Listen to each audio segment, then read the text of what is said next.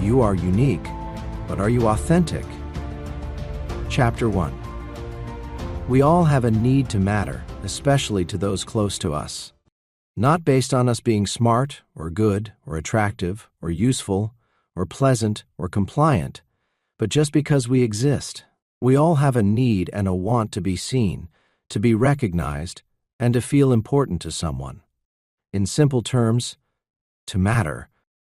There is, however, a tension between the attachments we need for our survival, conforming to society, and recognizing ourselves as a separate, unique individual. When we were born, we were already complete in concept form, as potential. Everything we need to fulfill our destiny is already inside us, waiting to be uncovered and revealed. However, that is a journey for us, and that journey includes many challenges, uphills and downhills, as we learn to understand who we are.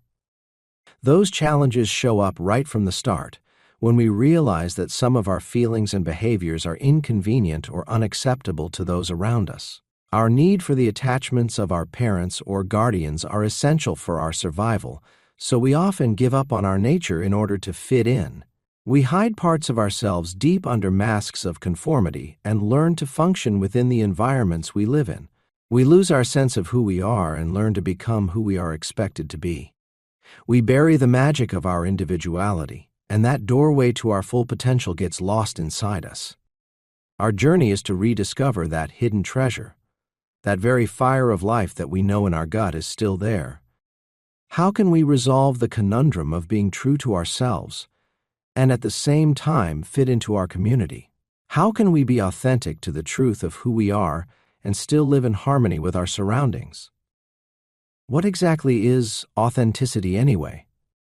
Authenticity is our desire to want to be ourselves, to live the life we imagine for ourselves, to be true to the way we see the world and our place in it. To recognize the gifts and talents that are uniquely ours and the freedom to use those to change at least our part of the world. It is a state of well-being that accompanies us in our daily activities. It is when the relationship between our inner sense of peace and our outer actions are congruent with each other. It is when we don't have inner conflict because our emotional expectations are being met. It is being more concerned with truth than opinions, being sincere rather than pretending, being free from hypocrisy. It's knowing who we are and being that person. It's not fearing others seeing our vulnerabilities. It's being confident to walk away from situations where we cannot be ourselves. It's being awake to our own feelings, being free from the opinions of others about who we are, and it is accepting and loving ourselves as an evolving human being. We might call it authentic satisfaction, or how we positively think about ourselves and the confidence to express that in our daily lives. It starts with waking up to who and what is within us. So we start with a simple question: who am I? However, it's a question we can find difficult to answer with full and authentic honesty. Instead, we may choose to do what we think is right, and be the kind of person we believe will be most accepted in the environments we live in. While we could call this a form of conformity, such behavior is deeply rooted in us, reflecting the biology of our primal ancestors. As a result, when someone tells us to disregard what others think and just be yourself, we are in a way working against our DNA, our internal need to be liked and accepted by others. Carl Jung, a Swiss psychiatrist and psychoanalyst who founded analytical psychology, wrote extensively about the process of individuation, which, in short, is the layered process of finding your true, authentic self. Individuation occurs when we recognize and acknowledge our persona, the personality that we present to the world, and integrate it with the contents of our unconscious mind, including our shadow self, the disowned and hidden part of us that exists in the background of our everyday life. By connecting to our inner voice, our authentic self, we can become conscious and aware of our true vocation. This is the journey toward the person we are meant to be, our journey to wholeness. But how do we get there? How can we work toward individuation so that we may live the lives we are destined to live and be the people we are meant to be? Because we are unique, we can sometimes find it uncomfortable to fit into the environments we find ourselves in, the culture, so to speak, of our home, work, and social life. We are not isolated creatures. We are born into a social structure that is already built around us, and there are pre-existing rules that we must conform to in order to be acceptable in our tribe. We are unique and immeasurable individuals in a world that promotes compliance and comparison. However, because we are social creatures and need the company of others that need to be acceptable to those around us, which is critical for our living, often causes us to hide our real selves. We are now faced with a choice: be our real selves and risk losing our attachments, or put on a mask to comply with what others want us to be, while suppressing our individual identity. Whatever choice we make, there is a price to pay. In order to get a perspective on what that price is, we need to take a few steps back to see where we started to make those choices and if we understood what impact they would have on the rest of our lives. From the moment we are born, our innate goal in life is to survive. It's a little scary since we are incapable of procuring the essential ingredients to survive on our own. We need help immediately. We are totally dependent on the adults around us to feed us and keep us warm, to give us shelter and protection from anything that might harm us. Is it any wonder that we start our journey crying? The main focus for the rest of our lives is to continue living, even though one mightn't think that by some of the unnerving things we do as we are growing up, and even more so as adults. When we were babies, we had no language to express our needs, so we cried when we needed attention, and we smiled to express our comfort. That attachment to those around us and how they reacted to us was critical for our survival. We had needs, but we didn't have the means to provide them for ourselves. We quickly understood that our attachment to those close to us played a vital role in achieving that, so we learned to comply with the demands of fitting in, of being a good boy or girl, or risk losing it. Those demands are ever present in our lives as we grow up. We suppress our unique selves and live as we believe we should, or as we are expected to, in order to be acceptable in our tribe. Many years ago, in our evolution as humans, we lived in community, and for good reason. In a camp or small town where your tribe lived, it was essential for your safety and survival that you were accepted and approved, to stay within that community. If you did not conform to the social rules and did something that caused you to be neither accepted nor approved, you would be judged a social outcast and thrown out from the safety that your community provided. You would then find yourself at the mercy of the wilderness and the wild animals that live there. Your chances of becoming a meal for some of those beasts were high. This aspect of self-survival and safety has been hardwired into our DNA and stays with us throughout our lives. We are programmed for safety and survival. That program weighs on every decision we make. Our struggle to maintain or even recognize our individuality has its foundation in the society we live in. We didn't choose our nationality, our language, or most likely our religion either. We were born into a set of social rules that were already so established that we didn't even recognize them as rules. Attitudes towards race, education, food, money, career, religion, clothing, and genderism that belong to our tribe are deeply embedded into our belief systems. This tribalism keeps us together as an identifiable unit, where we feel comfortable and safe. It also sets us apart from other tribes, which can sometimes cause friction. So, where are we as individuals in amongst all this? Are we afraid to step out from the attitudes of our tribe? Are we strong enough or even care enough to question their beliefs and traditions? How does that aspect of our DNA manifest into our lives now? Since we don't face the same life-threatening dangers by being cast out of a group of people? Well, before we make that assumption on our well-being, let us consider what we might face if our group or clan disapprove of our ideas or actions. Depending on the extent of our anti-community activities, the results might range from imprisonment to being shunned, rejected, or shamed. Our need for belonging is a powerful force, and just how important it is to us all cannot be overstated. How does this impact on our individual sovereignty and our desire to be an individual? You, as an individual, will be defined by your group identity, your gender, socioeconomic status, class, ethnicity, race, or some combination of all of them. While not all of these will be a negative definition, in general, people tend to look at where we are different rather than what we have in common. Our desire to be an individual, to be unique, is often challenged from an incredibly young age, starting with our parents and then on through our siblings, our community, our school teachers, our friends, our bosses, and our partners. We find we can only assess who we are by what is reflected back to us from other people.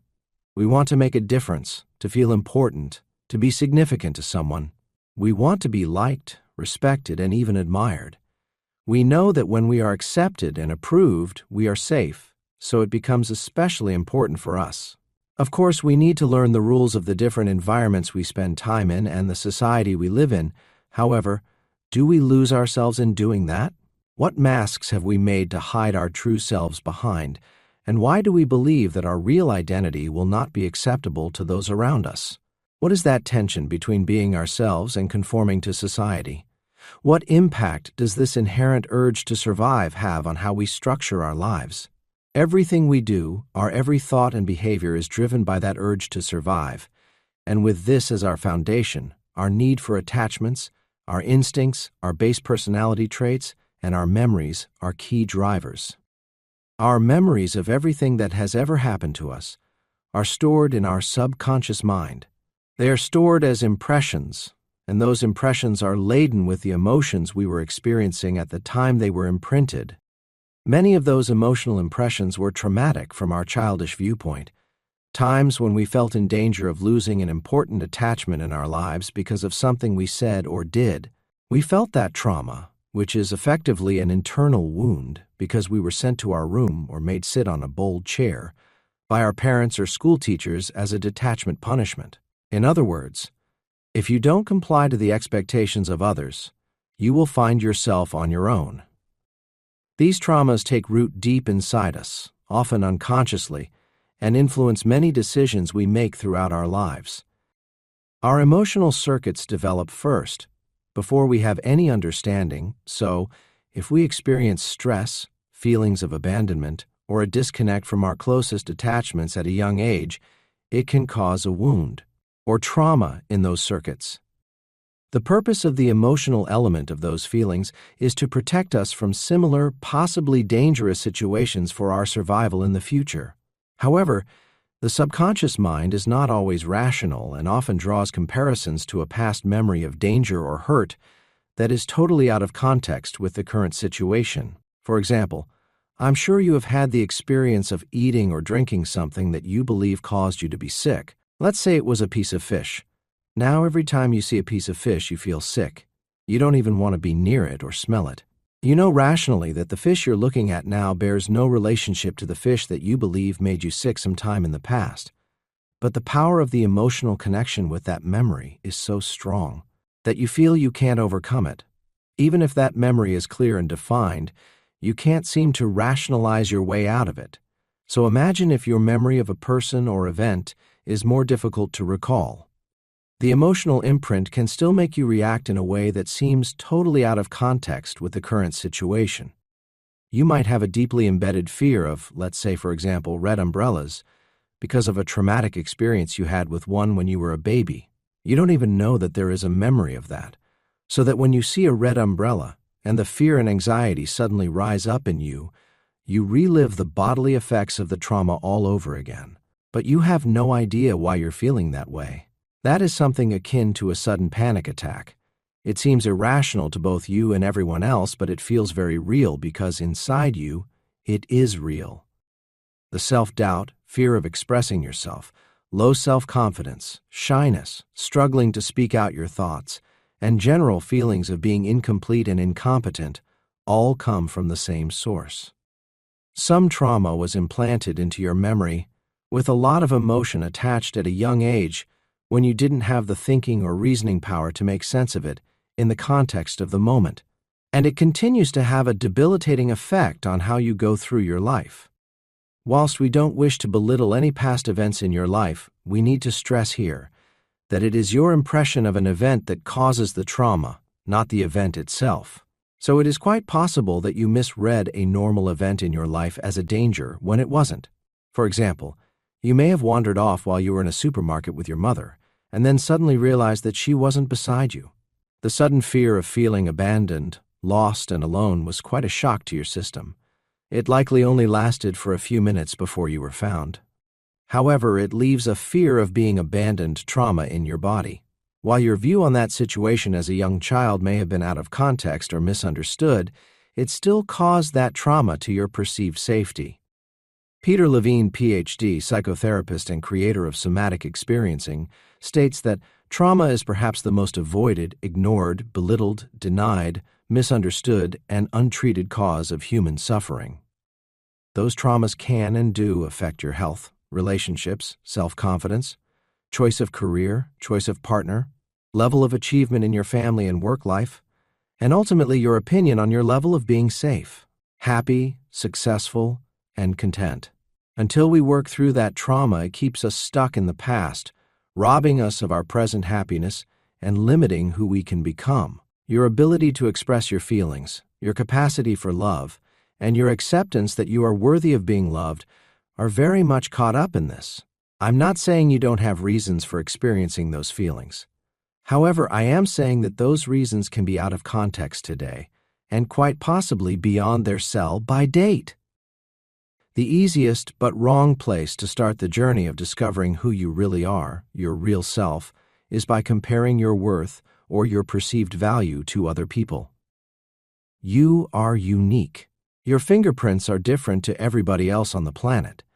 You are one of a kind amongst 8 billion people. Wow, isn't that amazing? What if your fingerprints are just an outward sign that on the inside, you are unique also? You are. There is nobody else with the same gifts and talents, coupled with your unique journey through life, whether that has been a positive or negative journey in your opinion. Every experience you have had has made you who you are. It has been your unique journey. Now it's time to put that journey into perspective. Before you ask yourself, who knows me as I want to be known, ask yourself these 2 questions. First, do I know me? Second, how do I want to be known? The first question, do I know me, seems at first like a question that should have an obvious yes answer. However, we only have to scratch below the surface of this question to discover that it is not as simple as we might like to think. Each of us have influences from our upbringing that alter our view of ourselves. The need to conform to the environments we live in can obscure our view of who we are. We wear masks, many of them, and perhaps for good reason. We all want freedom to be ourselves, but also belonging. What parts of yourself do you trade in order to belong? What parts of your individuality, your uniqueness, are you willing to sacrifice and keep hidden so you can feel accepted to those closest to you? Sooner or later, those parts will look for expression in some area of your life, and the unconscious outworking of that can cause chaos when they show up uncontrolled and unexpected. The second question, how do I want to be known, leans heavily on the answer to the first. However, even when we reach a point where we believe we know our true selves, feeling free to express that depends very much on the environments we spend our time in and the opinions of the people we are attached to. You might say, I don't care what they think. However, that very much depends on who they are. They might be your partner, your children, your boss, etc., and that brings pressure to bear on what you think and how you act. We all start life with a backpack that we will carry throughout our life's journey. So, let's start by asking, what are the contents of our backpack, those preloaded family, social, and environmental elements that we are taking with us, and are they suitable for the environments we will travel through and our development as unique, beautiful, and powerful individuals? Quote, to be yourself in a world that is constantly trying to make you something else is the greatest accomplishment. Ralph Waldo Emerson.